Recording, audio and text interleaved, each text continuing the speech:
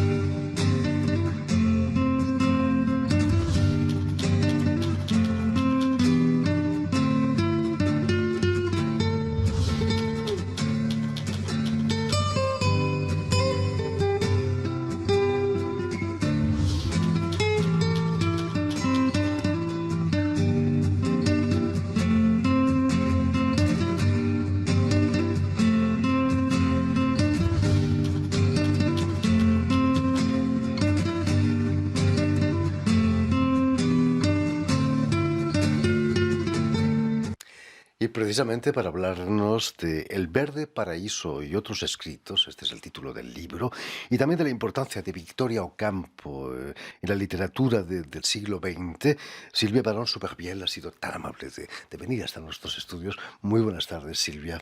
Muy buenas tardes, estoy muy contenta de poder hablar de ella como escritora, porque tuvo un rol importantísimo para la literatura argentina en primer término, pero después toda la América Latina y los demás, porque era editora, tenía la Editorial Sur y traductora también.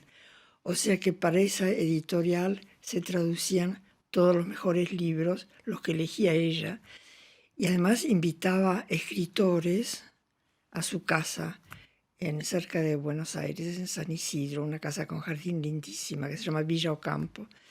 Y o sea que, no sé, toda la familia Gandhi, y la madre, Rabindranath Tagore, de todos lados, Albert Camus, por supuesto, quedó varios días en su casa, venían a verla y venían a dar conferencias y venían porque salía un libro de ellos en esta Ediciones Sur, traducido muchas veces por ella. Pero lo que a mí me llama la atención, porque somos todos de familias emigradas de Europa, ¿no? En el siglo XIX, entonces hubieron muchísimos franceses, pero ella no. Ella nunca tuvo una familia que emigró de Europa.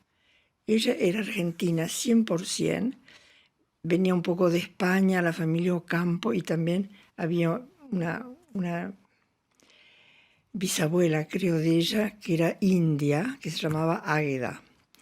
Y ella lo dice con muchísimo orgullo, eso, ¿no? O sea que, ¿por qué eran 6 mujeres? ¿Por qué una de estas 6 mujeres, con el contacto de esta profesora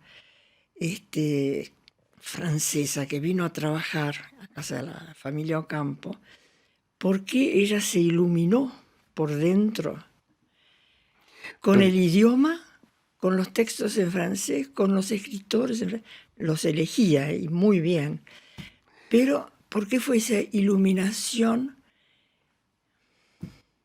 Ganas de conocer otras cosas, la fascinación Sí, del francés. sí, A pesar de haber nacido en Buenos Aires y de sí. ser de origen argentino, como nos decías, como tú, tenéis en común vuestra educación francesa, ¿no? Sí. En Argentina era importante eso, Sí, quizás. sí. No, y en muchos países, en Uruguay también, la cultura, el ser humano como ser humano, no estaba ahí, estaba en Francia primero, después también en otros países, pero primeramente venía de Francia. Bueno, había habido la Revolución Francesa y otros corrientes también políticos, pero sobre todo era el hambre y la sed de leer en francés.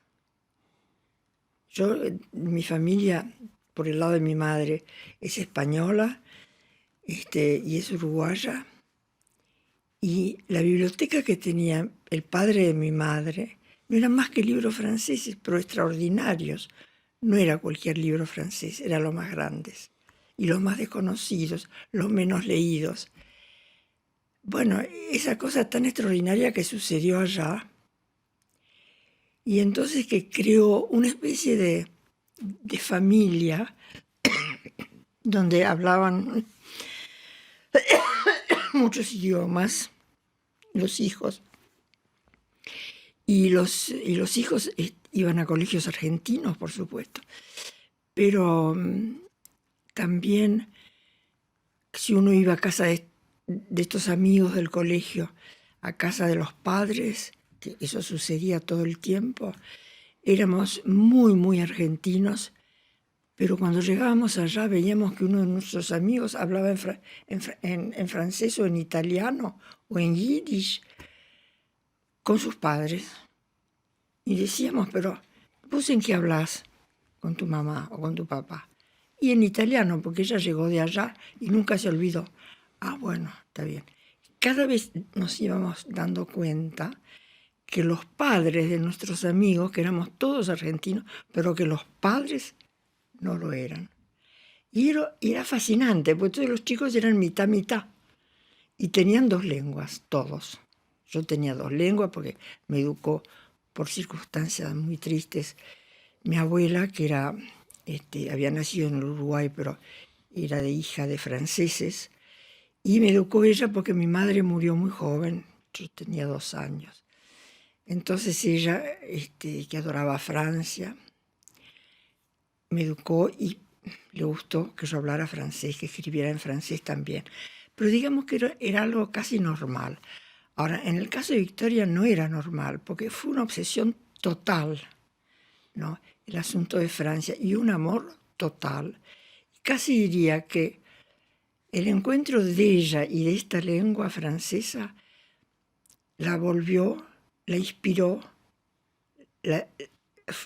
fue una escritora a causa de eso, de esa inspiración que le venía cuando ella hablaba en francés. Ese internacionalismo, Silvia, le causó muchos problemas, ¿no?, a Victoria Ocampo. La detuvieron varias veces. El peronismo no soportaba ese internacionalismo, ¿no? No, pero es increíble. Eso, cada vez que lo pienso, porque sufrió mucho, era una mujer libre. Es verdad que los padres tenían dinero, tenían campo, ¿no? Y como mucha gente allí, pues estaban medio despoblados esos países, ¿no? Entonces vinieron los españoles, los franceses, los italianos, poblaron, pero quedó siempre medio vacío. Entonces los argentinos que tenían dinero, la familia Ocampo, compraban tierras y todo. Resulta que los padres de ella tenían muchas tierras. Bueno, entonces cuando ella empezó a crear sus casas de ediciones, que había 2, Ediciones Sur, que publicaba en varias lenguas, en francés, en inglés y en español, y otra que se llamaba Lettres Françaises, que publicaba nada más que textos de escritores franceses, y que dirigía Roger Caillois, un amigo francés que ella invitó a la Argentina y que vivió 6 años en la Argentina. Bueno, ¿por qué y cómo? O sea que, y ella traducía también, traducía libros del francés al español. Y también, bueno, y lo escribe en este librito, adoró la literatura inglesa. Era amiga de Virginia Woolf. O sea que, no sé, es decir, el hecho de cambiar para ella, y la familia era absolutamente argentina, las 6 hermanas, los padres. Tenían campos, iban al campo, eran argentinos 100%. Y entonces, un momento dado, como se habló mucho de las ediciones Sur, algunos periodistas, y por estar también, bueno, bien con las autoridades, que era Perón en ese momento, empezaron a criticarla. ¿Pero por qué gasta todo el dinero en ediciones que son de extranjeros? ¡Qué horror! Hay que decir que para mí, toda la primera época de mi vida fue abertura total al extranjero. Pero desde que llegó Perón se cerró. Y entonces, no, es que en las casas y todo ponían todo el tiempo palabras así que decía extranjero, horrible. Y entonces ella, los periodistas también, para estar bien con el gobierno y qué sé yo, empezaron a decir, pues esta mujer está vendiendo el país al extranjero. Una cosa totalmente ridícula y que no era posible. Y no hizo caso, pero empezó a esconder todas las cartas, las correspondencias que ella tenía con escritores extranjeros y a darse a los amigos de ella y todo eso. Y un día vinieron, ella estaba en Mar del Plata, una casita que ella tenía cerca del mar, que le encantaba, y vinieron a buscarla y la llevaron al Buen Pastor, que es una prisión hecho para las mujeres de mala vida, digamos, las prostitutas, y la dejaron un mes ahí. Bueno, también la buscaron a la madre de Borges y la encerraron también todos sus papeles. Hubieron muchos escritores y justamente todos aquellos que tenían un gran amor por la literatura de todos los países, ¿no? Abierta. Así que sufrió mucho de ello. Se creó un comité, ¿no?, para la liberación Sí, de intelectuales en Argentina. sí, Aldous Huxley era el sí, presidente, creo. sí. Lo lograron, ¿no? Lo lograron por Gabriela Mistral, que era una gran poeta y que había tenido el premio Nobel, que era una amiga de ella. Y entonces la gente, bueno, se creó una enorme en Europa y en todos lados a favor de ella. Y Gabriela Mistral, que recientemente había tenido el premio Nobel, le escribió a Perón y dijo, es una vergüenza lo que está pasando y cómo esta mujer está presa con todo lo que está haciendo para la literatura. Y entonces la liberaron. Pero bueno. Era una mujer absolutamente libre. Sí. Quizás para una chica, una niña de una buena familia, Sí. tendría que haberse casado. Se casó, pero no Sí. funcionó demasiado, No. ¿no? No podía soportar el peso del matrimonio. No, ni tampoco él, porque él era medio también nacionalista y de una familia así conocida, qué sé yo, y no soportó nada. Y entonces estaban en Inglaterra y fueron al teatro, se acababan de casar. Se llamaba Estrada, él, y hermoso, todo eso. Y fueron juntos al teatro y él le dijo, va a venir un primo mío y se va a sentar con nosotros. Vino Julián Martínez, el primo de ella, y se enamoró, pero inmediatamente, y le dio la mano en el teatro. Lo que no se hacía. Lo que no se hacía, y además pero no lo había visto nunca. ¿Lo vio? No, pero ella lo describe. Y entonces Estrada se fue, se divorciaron, y no se casó con Julián Martínez, pero vivió 10 años con él, y después se separaron. Una niña rica quizás hubiera podido dedicarse a la alta sociedad, pero Sí. ella gastó todo lo que tenía Todo. en la revista Sur, Sí. ¿no? Sí. Es algo inaudito. Sí, y en hacer muchos libros también, porque ella, todo eso había que pagarlo, no había. Y todo pagaba ella, todo. Y después también la venida de Roger Caillois en la Argentina, que se habían conocido entre tanto y que había habido en fin, se habían enamorado. él era más joven que ella, y entonces era el momento de la guerra, y entonces ella le dijo no, venía a la Argentina y lo invitó. Bueno, Roger Caillois vivió en casa de ella 5 o 6 años, toda la guerra. Ella le enseñó el español, a leer en español, le mostró todos los grandes escritores de América Latina y, bueno, lo transformó, ¿no? Y después, y eso yo no me olvido, volvió a París, fundó en Gallimard la Croix du Sud, donde publicó muchísimos extranjeros de América Latina, ¿no? Empezó el libro con un libro de Borges, ficciones. Y no la puso a ella. Entonces empezó a correr la voz que ella no era escritora. Por eso formaba parte de los celos, que no era escritora, que era su hermana escritora, Silvina, que era escritora también, bueno, pero de otra manera. Y que ella no. Y entonces Roger Caillois no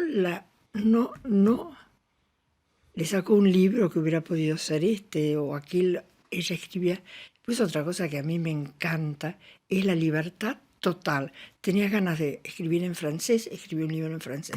Tenía ganas de escribirlo en español, lo escribía en español. Tenía ganas de traducirse ella misma. Pues hizo 6 tomos de su autobiografía en español. Y después lo tradujo en francés. Y bueno, era todo así, es decir, ella estaba fuera de las lenguas. Bueno, todo eso, para la gente, digamos, normal, entre comillas, fue un desastre, porque dijeron, no es una escritora, hace una cantidad de cosas, un escritor no hace eso.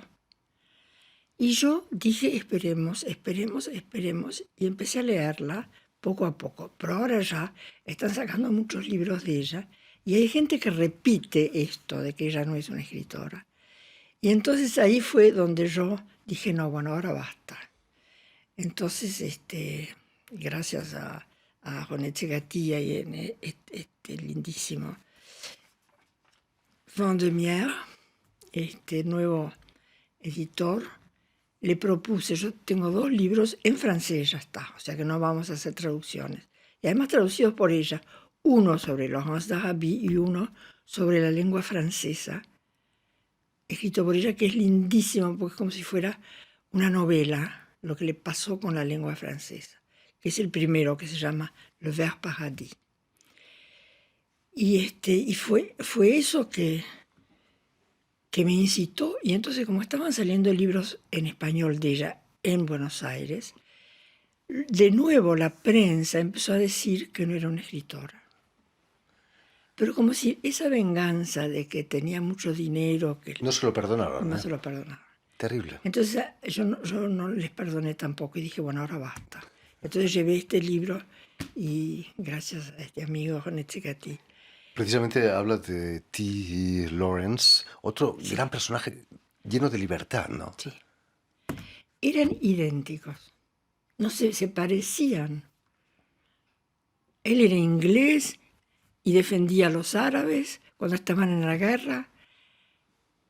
Hablan de lo que fue para ellos dos el espacio, ¿no? Él el desierto en África, ella la pampa que él adoraba.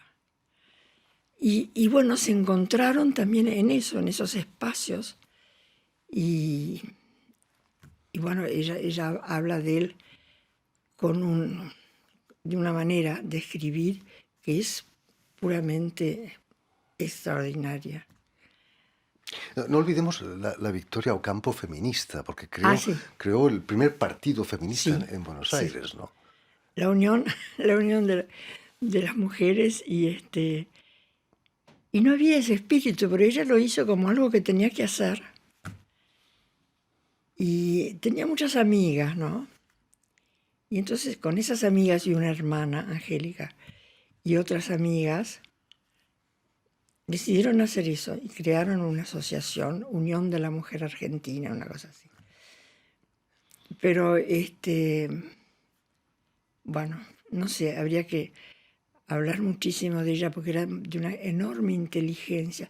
Y además a mí lo que releyendo mismo estos dos libros, ¿no? Le Ver Paradis y el libro sobre Lawrence, me doy cuenta que son dos libros que hablan del escribir, de la literatura. No hablan más que de eso, de cómo ella lo sintió, cómo ella lo hizo, cómo ella sintió cuando leyó Laurence d'Arabie, que bueno, era el desierto la escritura, bueno. Y me parecieron tan magníficos, no los releí en francés como están, que dije, no, acá hay que hacer algo. En fin, pues ya lo saben, todo eso y mucho más lo tienen en Le Vert Paradis, El Paraíso Verde, y otros relatos de Victoria Ocampo, con un prefacio magnífico de Silvia Baron Supervielle, que ha sido publicado aquí en Francia y en francés por la editorial Vendimiaire. Muchísimas gracias, Silvia, por haber estado aquí con nosotros. Gracias Muchas por gracias a habernos dado a ustedes conocer textos y por fantásticos ella. de Muchas Victoria gracias. Ocampo. Y permíteme también que dé las gracias a Julián Lenk y a Vanessa Loiseau, quienes se han ocupado hoy de la realización del programa, y también enviar un saludo muy especial a nuestros telespectadores. Sí. Hablábamos de imagen porque también tenemos telespectadores que nos siguen en toda América Latina, en Buenos Aires, por supuesto, gracias a la cadena Unión Continental Latinoamérica y también a la red TAL, que es una red que reúne televisoras públicas y universitarias de América Latina. Y a ustedes, muchísimas gracias por su atención y les damos cita para una nueva edición de El Invitado de Radio Francia Internacional.